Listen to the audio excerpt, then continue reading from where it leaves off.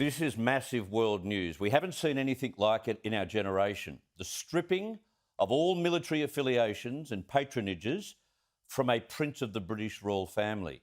But that was what happened to Prince Andrew overnight as the Queen removed her third child from all his public connections. It came a day after Andrew failed to persuade a US judge to dismiss Virginia Giuffre's lawsuit against him. So to unpack what this now means and whether it disadvantages Andrew's ability to clear his name, I'm joined now by royal historian Dr. Cindy McCreery from Sydney University. Cindy, thank you very much for your time. When was the last time something so, well, it is degrading for him, so degrading happened within the British royal family? Well, thanks, Chris. It's hard to pinpoint an exact comparison, but certainly in 1996, Princess Diana, following her divorce from Prince Charles, lost her title of Her Royal Highness, and that was apparently instigation of Prince Charles personally, who didn't want her to retain that. And at the same time, she gave up, admittedly voluntarily, her patronage of many, many royal charities, only keeping a few. Earlier in history, however, I think we need to go back to 1936 and the abdication of the then British King, Edward VIII, who, on leaving the British throne, he also, his wife, Will Simpson, was denied the title of HRH, Her Royal Highness.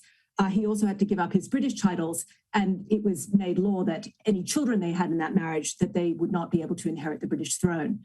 So this is really something that is a dark day for the British royal family. But I want to emphasize that this is a way, if you will, of amputating the foot with gangrene to save the royal body. And this is a way to preserve the reputation, particularly of the monarch, Queen Elizabeth, as we look forward to her Platinum Jubilee in February this year. Still, it must have been an agonising decision for her to make. I think it was. And I think we need to think of this rather than as a private discussion between the Queen and her son, and really more as a team discussion between advisors to the Queen, to Prince Charles and to Prince William, who, as the next heirs to the British throne, have most at stake in preserving the reputation of the royal family. And I think from that point of view, this was if you like, a business decision rather than a personal family decision.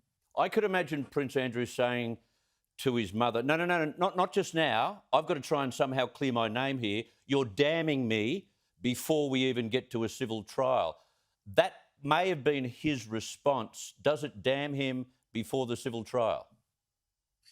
Well, I think whether it damns him or not, it wasn't really not just the Queen's decision. In fact, there was an open letter written to the Queen by 150 veterans of UK Defence Forces asking the Queen to withdraw Andrew's military titles from him because, as one of them said, it was simply incomprehensible that a British officer who wasn't a member of the royal would have been allowed to keep those titles given the way in which Andrew's been brought into public disrepute. Whether this harms Andrew's defence further, I'm not sure, because, of course, I think it's in some ways what Andrew needs most now is no publicity, and he needs to withdraw from public spectacle. In some ways, this effort may actually try and make a clean break between him and the royal family, and that may in some odd way give him space because there is less criticism now of him for retaining his royal duties. Now he's no longer got those royal duties. There may even be perhaps some sympathy for him in the public imagination. Ooh, that would be hard to believe, but maybe given time that could actually happen. So how does he spend the rest of his life? And if he does lose a civil trial, does he lose his title as a prince? Okay, so the first thing I think we need to keep in mind is he's not been convicted in any court of wrongdoing, and he, of course, strenuously asserts his innocence. Whether that's credible or not, that is his defence. So at the moment, he's not a convicted criminal. I think it's very unlikely that he would proceed to trial. He has nothing to gain from that, and I would expect that a settlement out of court is the most likely scenario, although it has been stated that Virginia Giuffre is not simply looking for a settlement, a financial settlement, and in fact, I would want some kind of statement. Well, it's hard to tell what his life will be like until that's actually resolved. I've run out of time, Cindy, but thank you very much for that insight. Excellent.